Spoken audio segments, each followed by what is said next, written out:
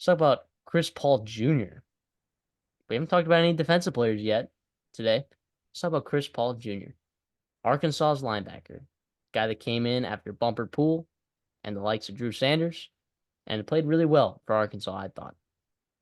And he's going to Ole Miss, along with a slew of other defensive transfers. So how do you like this fit? Because I think people look at Arkansas and Ole Miss as a lateral move.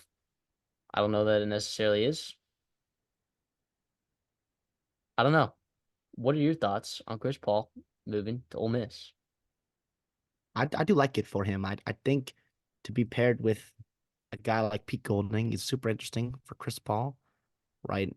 I kind of like the way he blitzes and whatnot. And I know Pete Golding loves to blitz his linebackers, blitz guys from all angles, put some stress on his secondary for sure.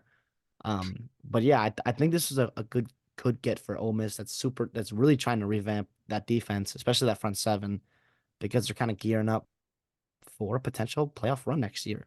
Right? They're looking at the schedule, they're seeing the realism in Jackson Dart. You've got the running backs, you've got wide receivers coming back. Like this is a legit football team, and it needs a little bit of pickup on defensive side, and they're kind of going all in on that. And I think that's kind of awesome. I think they're sending a message there.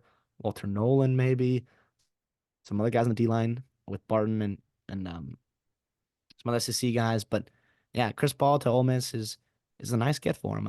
Arkansas, you mentioned Bumper Pool, Drew Sanders. They've had a run of some really good linebackers recently, and he's the next one. Yeah, so I hope it works out. I think he's a really good player. Great pickup for Ole Miss, right? Where does this leave Arkansas? I mean, they always seem to have linebackers, right, that just come out of nowhere and play pretty good football.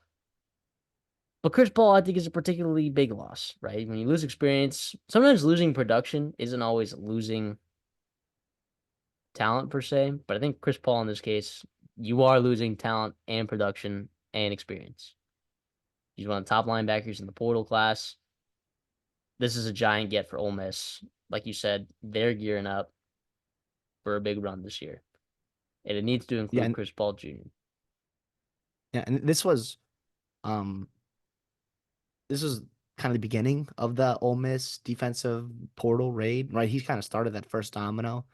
We've seen some other guys in that front seven now really consider Ole Miss.